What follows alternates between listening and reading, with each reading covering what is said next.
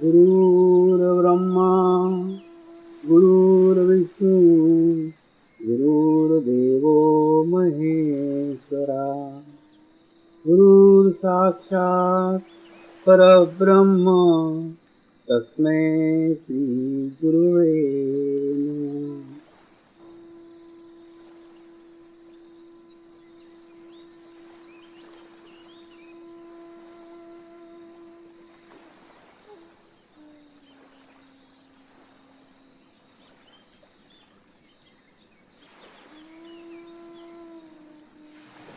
मेरे साथ ध्यान की शुरुआत करेंगे।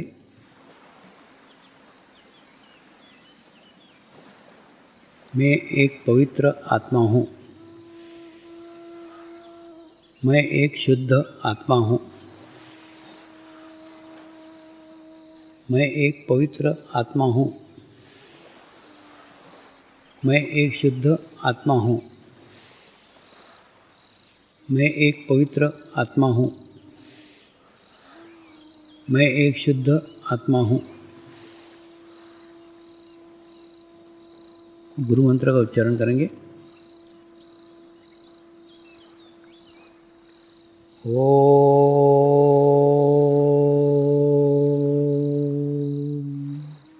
श्री शिवकृपानंद स्वामी नमो नमः।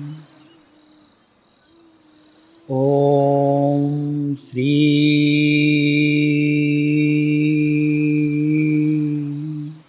शिवकृपानंद स्वामी नमो नमः। ओम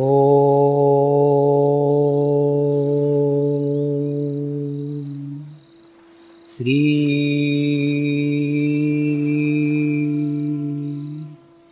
शिवकृपानंद स्वामी नमो नमः। ओम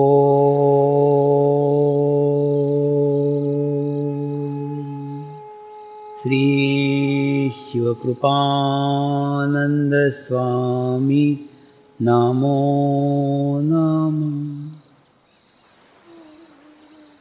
ओम श्री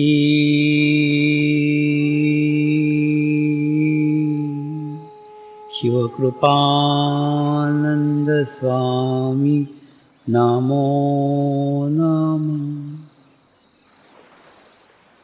ओम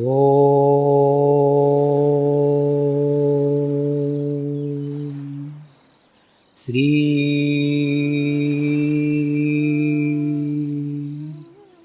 शिवकृपानंद स्वामी नमो नमः। ओम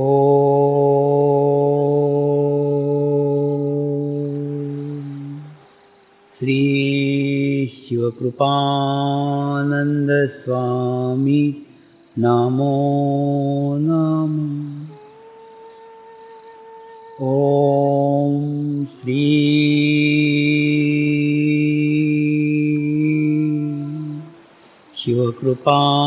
शिवकृपानंद स्वामी नमो नमः।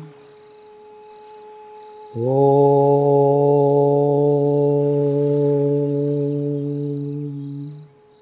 श्री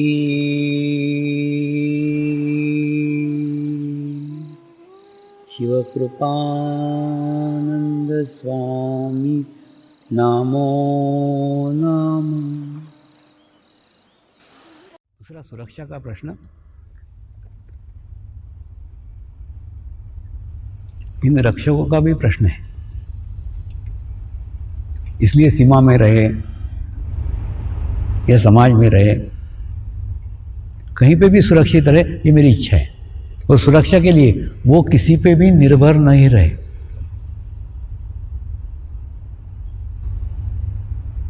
ध्यान करके, मेडिटेशंस करके वो अपना आभा मंडल बनाए, अपना ओरा बनाए। वो ओरा ही उनको सभी जगह सीमा पे भी सुरक्षित रखे।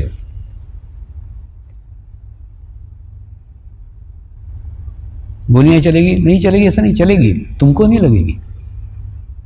बॉम्ब फूटेंगे? नहीं फूटेंगे, ऐसे नहीं फूटेंगे, तुमको नहीं कुछ होगा, तुम सुरक्षित रहोगे। मुझे दुनिया से कोई लेना देना नहीं है, मेरे को तुमसे संबंध है।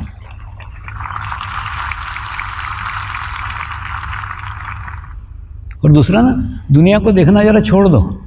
हम दुनिया को खूब देखते हैं और खूब दुखी होते हैं। हुआ था ना एक बार मुंबई के एयरपोर्ट पे एक पुलिस ऑफिसर ढूंढते ढूंढते आया, बोले स्वामी जी इतने बम विस्फोट हो रहे हैं, इतना अत्याचार हो रहा है, इतना आतंकवाद हो रहा है, और आप बोलते हो निर्विचार रहो। कैसे निर्विचार रहेंगे, कैसे ध्यान करेंगे? मैंने क्या, कहाँ हो रहा है? मेरे को तो नहीं दिख रहा है। मेरे को ये दिख रहा है, मैं गुफा में से निकला था, 20 सालों के अंदर कितने सारे देशों के अंदर ध्यान हो गया, हजारों लाखों लोग ध्यान करने लग गए, हजारों लाखों लोगों को अनुभूति प्राप्त हुई, अलग अलग जाति के, अलग अलग धर्म के कितने सारे लोग ध्यान संस्कार से जुड़ गए। मुझे तो ये दिख रहा है, और तेरा नज़र इधर है, तेरे को दिख रहा है कहाँ बम फूट रहे हैं, कहाँ अत्याचार हो रहा है, कहाँ आतंकवाद हो रहा है। तेरे को कुछ हुआ क्या? बोले नहीं मेरे को कुछ नहीं हुआ, लेकिन हो रहा है। मैंने होने देना, तेरे को नहीं हुआ ना, वो छुट्टी कर। तू तेरा विश्व बना जो तेरे हाथ में है, उसको सुखमय बना, उसको शांतिमय बना, उसको कल्याणकारी बना। इतना कल्याणकारी बना कि तू तो सुरक्षित रहे, तेरे पास में जो आए वो भी सुरक्षित रहे।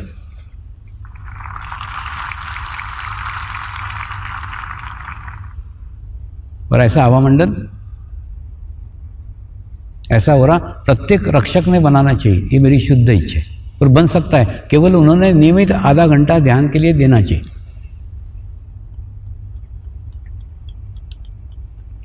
और दूसरा, उनकी सुरक्षा के लिए वो किसी के ऊपर डिपेंड नहीं है, वो आत्मनिर्भर है, खुद का प्रोटेक्शन खुद कर सकते हैं।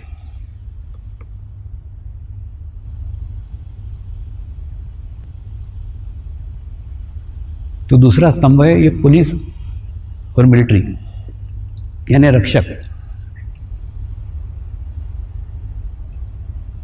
उन्हीं के लिए ये रक्षक वर्ष, ये वर्ष मनाया जा रहा है। विभिन्न स्थानों पे अलग अलग जगह वीडियो शिविर हो रहे हैं, और बाद में लाइव शिविर भी इसी वर्ष आयोजित होंगे।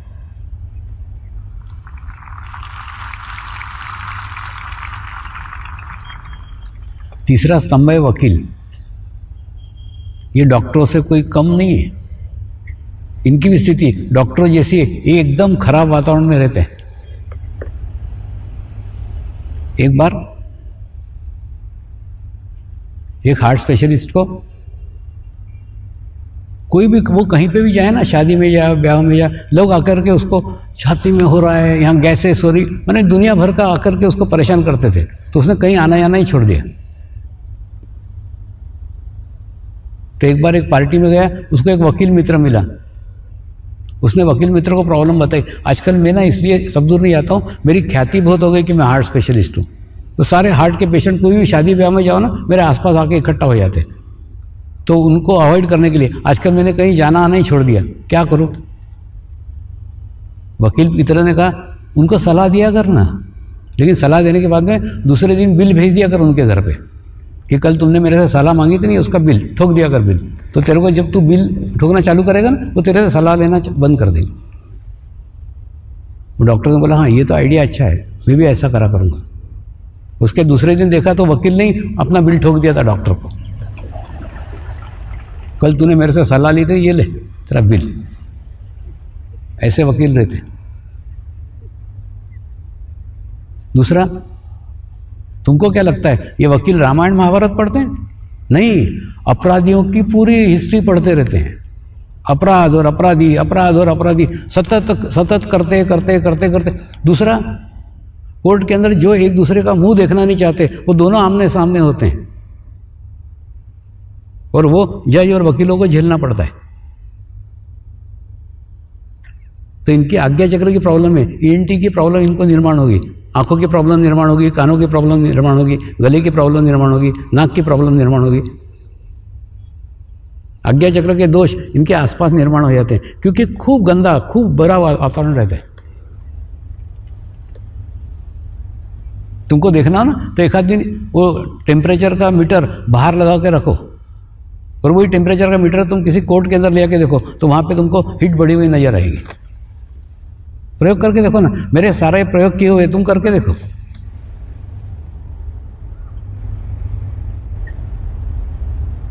तो कौन सी गर्मी बढ़ जाती है? निगेटिव विचारों की गर्मी बढ़ जाती है। और ऐसे वातावरण में सतत अगर वकील रहेंगे तो क्या बीतेगी? और रात को 2-2 बजे तक, 3-3 बजे तक किसकी स्टडी करते हैं? कोई साधना नहीं करते, कोई पोथी नहीं पढ़ते, ये अपराधियों के रिकॉर्ड देखते रहते। सतत अपराधियों पे चित्त, सतत अपराधों पे चित्त, तो जिन पे चित्त रखेंगे उससे वो ग्रहण करेंगे ना। इसलिए वकील भी बहुत खराब वातावरण के अंदर रह रहे हैं। होगा उनकी अगर इच्छा हुई तो अगला वर्ष अपन वकील वर्ष भी मनाएंगे।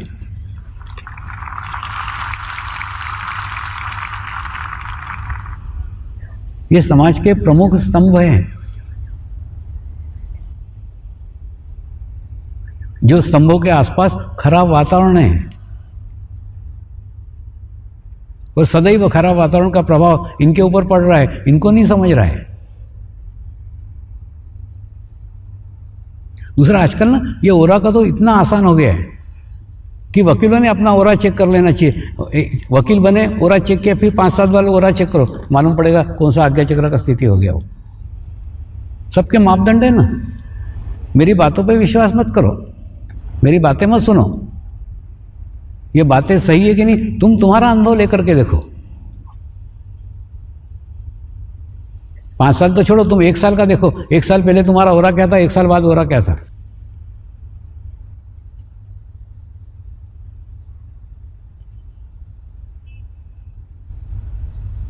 ओरा में चेंज आएगा, ओरा में बदलाव आएगा।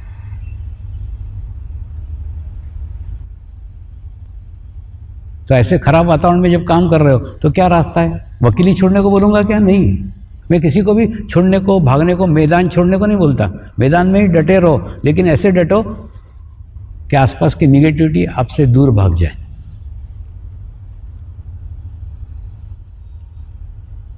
ध्यान करो, मेडिटेशन करो, अपना आभामंडल बनाओ, अपना ओरा बनाओ, और वो ओरा लेकर के आप कोर्ट में भी जाओगे तो कोर्ट आपके प्रभाव में आएगा, आप कोर्ट के नहीं। वहाँ का कोई बुरा इफेक्ट तुम्हारे ऊपर नहीं होगा, तुम तुम्हारे वहाँ सुरक्षित रहोगे।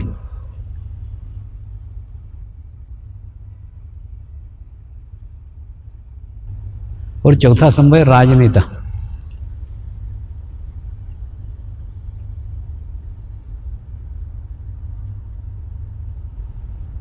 कल जैसे मैंने लोकमान्य तिलक का बताया, वैसे राजनेता भी जिंदगी भर लोगों का सोचते सोचते सोचते अपना जीवन समाप्त कर देते, लेकिन खुद के बारे में कभी नहीं सोचते। एक समय सीमा निश्चित करो ना, उस समय के बाद में हम अपने बारे में सोचेंगे, हम अपना ध्यान करेंगे, हम अपना मेडिटेशन करेंगे। और दूसरा, राजनीति में भी सफलता प्रयत्न से नहीं मिलती, स्थिति से मिलती है। तुम तुम्हारी स्थिति अच्छी करो, ऑटोमेटिकली सब सफलता सब जगह मिलेगी। मैं मैदान छोड़ने को कभी किसी को भी नहीं कहता। एक राष्ट्रीय पार्टी के अध्यक्ष, प्रदेश अध्यक्ष थे, उनको आशा थी कि उनको एक सीट मिले, उनको नहीं मिली, उनके पार्टी ने नहीं दी, तो उन्होंने पार्टी छोड़ दी, पर निर्दलीय खड़े हो गए। निर्दलीय खड़े हो गए, चुनाव हार गए। चुनाव हारने के बाद में एक बहुत बड़ा सीमेंट फैक्ट्री का प्रोजेक्ट लेके मेरे घर पे आए। स्वामी, मैं ना एक बहुत बड़ी सीमेंट फैक्ट्री डालना चाहता हूं। मेरे मन में आया, अब ये इसका भी सत्यानाश करेगा। लेकिन उसको नहीं बोला कि सत्यानाश करेगा, उसको बोला एक काम कर, तू ये सीमेंट फैक्ट्री का प्रोजेक्ट मेरे घर पे देके जा, 45 दिन उसको खूब ब्लेस करूंगा, तू 45 दिन कुछ मत कर, घर पे बैठ के ध्यान कर, मैं रोज वाइब्रेशन दिया करूंगा तेरे प्रोजेक्ट को, नियमित ध्यान करने का, बाकी कुछ नहीं करना। तो उसका पूरा विश्वास था, वो घर पे बैठ के 45 दिन सिर्फ ध्यान करता रहा। तो वहाँ के मुख्यमंत्री ने उसको आमंत्रित किया, हमारे पार्टी में शामिल होते हो क्या? तो मेरे को पूछने आया, स्वामी जी वो मुख्यमंत्री मेरे को बोल रहा है कि उसके पार्टी में शामिल होते हो, चला जाऊँ क्या? इनके तूने प्रयत्न नहीं किया, चला जा। तो उस पार्टी में चला गया। उसके बाद में खूब अनुभवी थे, खूब एक्सपीरियंस वाले थे, सब लोगों को कैबिनेट मिनिस्टर का दर्जा था, इसको ही नहीं था, इसको दे दिया। बोले स्वामी जी वो मेरे को कैबिनेट मिनिस्टर बना रहे, बनूं क्या? इनके मांगा नहीं ना, बन जा। उसके बाद में वो सीमेंट फैक्ट्री की फाइल मेरे घर में आज भी धूल खाते पड़ी है, वो कैबिनेट मिनिस्टर बन गए। कहने का अर्थ है जब तुम तुम्हारी स्थिति अच्छी करोगे ना तो तुमको तुम्हारे क्षेत्र में ही सफलता मिलेगी। मैदान छोड़ने की आवश्यकता नहीं है, वहीं पे डटे रहो, लेकिन संतुलित होकर डटो, बैलेंस होकर डटो। और ये पॉलिटिशियन की खोपड़ी कैसी रहती है उसका एक उदाहरण देता हूं। एक मिनिस्टर जब भी मुझे आता देखता था ना कि मैं कार में बैठने जा रहा हूं तो मेरे सामने तंबाकू की पुड़िया तोड़ करके खाता था, ऐसा मुंह में डालता था। और सब साधक उसको गालियां देते थे, शर्म नहीं आती, बेशरम, मंत्री हो गया तो अक्ल बेच के खाई क्या, स्वामी के सामने तंबाकू खाता है। कुछ भी नहीं बोलता था। लेकिन जब भी मैं जाते देखो ना, जामने आकर के सामने खड़ा रहेगा और तंबाकू की पूड़ी फोड़ के खाएगा। लोग उसको गालियां देते तो गालियां भी खाता था, तंबाकू भी खाता था। ऐसा 6 महीने तक चलता रहा। 6 महीने में एक कार्यक्रम में उसने घोषणा की, तुम लोग मुझे गालियां देते थे, मैं तुम्हारी गालियां भी खाता था और तंबाकू भी खाता था, जानबूझ करके स्वामी जी के सामने खाता था। ये प्रार्थना करे कि मेरी तंबाकू छूट जाए, इस्तेमाल किया, यूज किया।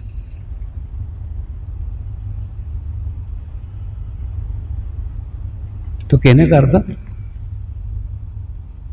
उन्होंने ध्यान को उसके साथ जोड़ना चाहिए। हमने प्रयास नहीं किया, ऐसा नहीं। सांसदों का शिविर लिया था 2013 में, सब सांसदों का शिविर लिया था दिल्ली के अंदर, खूब अच्छा शिविर हुआ था। सब सांसदों ने, कुछ लोगों ने ध्यान कर रहे हैं, कुछ नहीं कर रहे हैं, लेकिन ध्यान बहुत अच्छा लगा था उस समय, सबको अच्छी अनुभूतियां हुई थी।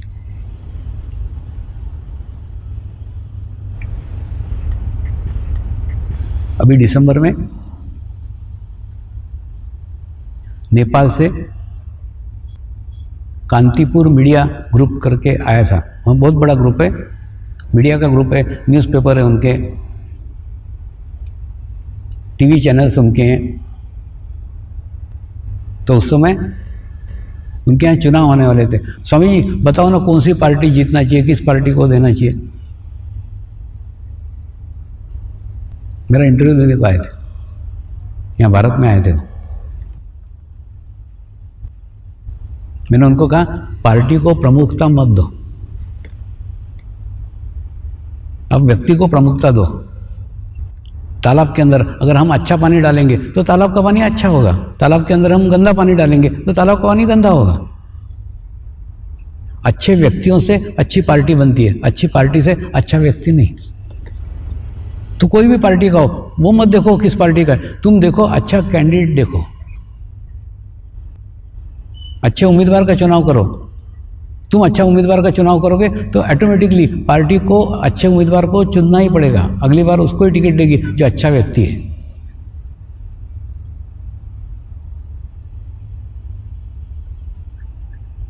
तो महत्वपूर्ण पार्टी नहीं है, महत्वपूर्ण है वो व्यक्ति कैसा है। अच्छे व्यक्ति एकत्र होंगे तो अच्छी पार्टी बनेगी। और दूसरा, पक्ष और विपक्ष दोनों अच्छे हैं, सब में अच्छे लोग हैं, सब में बुरे लोग हैं। तो अच्छे लोगों को चुनाव करो ना, अच्छे लोगों का सिलेक्शन करो ना। तो वो नेपाल के चुनाव के लिए ऐसा इंटरव्यू लेके गए थे। दूसरा, मतदान अवश्य करो। उनको भी बताया, यहाँ भारत में भी मैं डालता हूँ, मतदान अवश्य करो। आप किस पार्टी को दे रहे हो, किस व्यक्ति को दे रहे हो वो महत्वपूर्ण नहीं, तुम लोकतंत्र को सपोर्ट कर रहे हो, लोकतंत्र को समर्थन कर रहे हो, खूब बड़ी बात है वो। और भारत हमारा लोकतांत्रिक देश है, तो वो हमारी शक्ति है। व्यक्ति, पार्टी कोई महत्व नहीं, महत्व है तुम एक लोकतंत्र प्रणाली को समर्थन कर रहे हो मतदान लेकर के। तो मतदान अवश्य करो। किसको करो महत्व नहीं है, महत्व है तुम लोकतंत्र के सपोर्ट में खड़े रहो।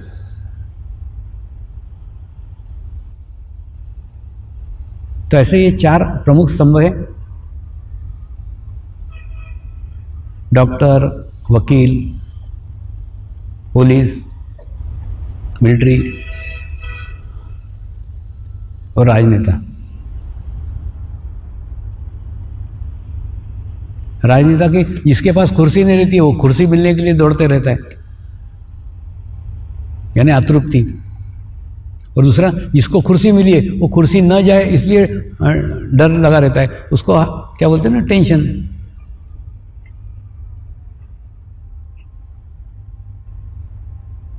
तो ना कुर्सी पे बैठा हुआ अच्छी स्थिति में, ना कुर्सी नहीं है वो अच्छी स्थिति में।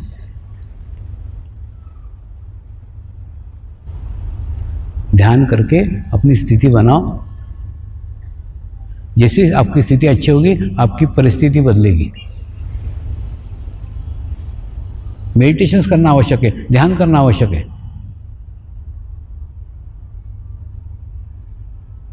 कर रहे हैं ना ध्यान करने वाले, छोटे छोटे जगह से साधक सांसद तक पहुंच गए, और किसी ने कुछ टिकट मांगा नहीं, कुछ नहीं, खुद ने लोगों ने आकर उसको टिकट दिया और खड़ा किया और आप पहुंचे। तुम तुम्हारी स्थिति बनाओ, तुम्हारे आसपास की परिस्थिति बदली। अपना क्या हो रहा बताओ, सांसदों का ऐसा नहीं, लोगों का ऐसा नहीं, हम सब का। हम सब क्या करते हैं, हमारी जितनी ऊर्जा है, हमारी जितनी ताकत है, सारी ताकत झोंक देते हैं बाहर की परिस्थिति चेंज करने में। सब ऊर्जा पूर्ण ताकत के साथ अपने आसपास की परिस्थिति अच्छा करने का कोशिश करते हैं, जबकि बाहर की परिस्थिति अंदर की स्थिति का आईना है। आपका मुंह बेटा काला है इसलिए काला दिख रहा है, लाल है इसलिए लाल दिख रहा है। तुम्हारे बाहर की परिस्थिति इसलिए खराब है क्योंकि तुम्हारे अंदर की स्थिति खराब है।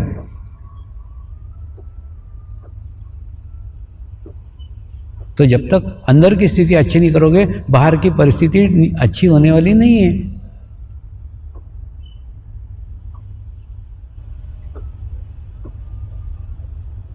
तो बाहर की परिस्थिति ठीक करना छोड़ दो।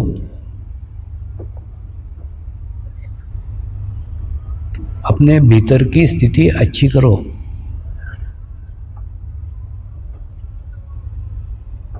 और भीतर की स्थिति अच्छी होने के लिए पहले भीतर जाना सीखो।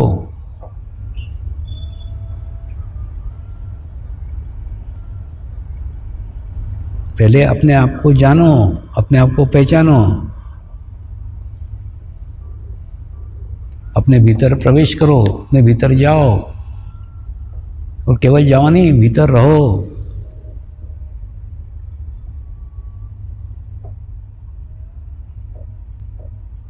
ऐसे भीतर रहोगे और भीतर की स्थिति अच्छी हो जाएगी, बाहर की परिस्थिति खुद ब खुद बदल जाएगी। वो बदलने की आवश्यकता नहीं, वो बाय प्रोडक्ट है।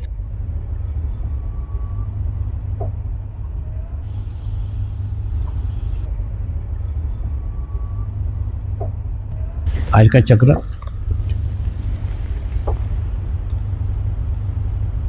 स्वादिष्टान चक्र है।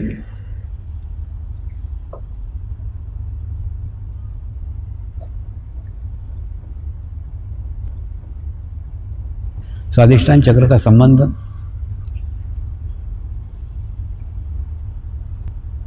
हमारे विचारों के साथ है, हमारे चित्त के साथ है।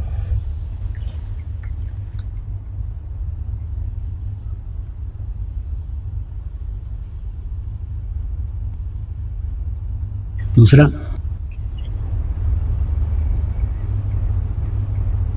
ये विचारों को ही प्रभावित करके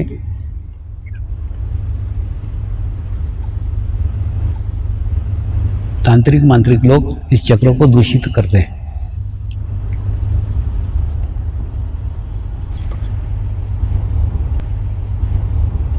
तंत्र मंत्र,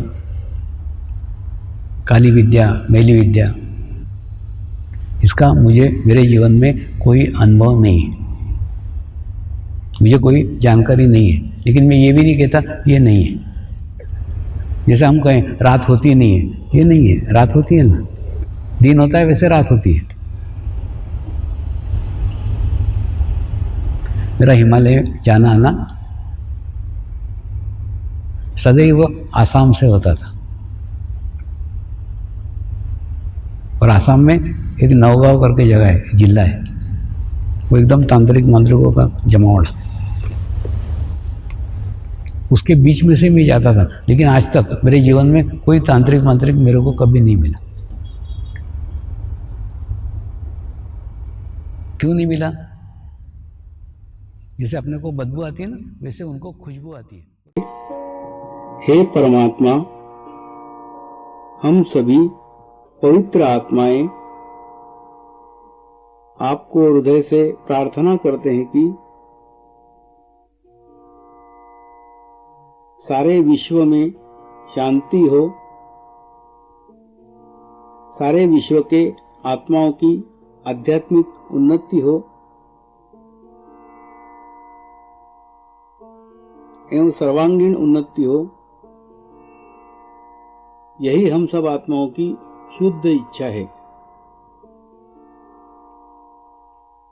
नमस्कार करेंगे। हे परमात्मा, हम सभी पवित्र आत्माएं आपको हृदय से प्रार्थना करते हैं कि हमारे सद्गुरु श्री शिव कृपानंद स्वामी जी का स्वास्थ्य सदैव अच्छा रहे, उनकी आयु दीर्घ हो। यही हम सब आत्माओं की शुद्ध प्रार्थना है, शुद्ध प्रार्थना है, शुद्ध प्रार्थना है। हे परमात्मा, समर्पण आश्रम व श्री गुरु शक्ति धाम का निर्माण कार्य आपकी कृपा में, आपकी करुणा में, आपकी इच्छा अनुसार निर्विघ्न संपन्न हो। यही हम सब आत्माओं की शुद्ध प्रार्थना है, शुद्ध प्रार्थना है, शुद्ध प्रार्थना है। शांति पाठ करेंगे। ओम ध्यो शांति अंतरिक्ष गुम शांति पृथ्वी शांति रापः शांति औषधयः शांति वनस्पतयः शांति विश्वे देवाः शांति ब्रह्म शांति सर्वगं शांति शांति एव शांति सामा शांति एधि ओम शांति शांति शांति सर्व इष्ट सुशांति भवतु।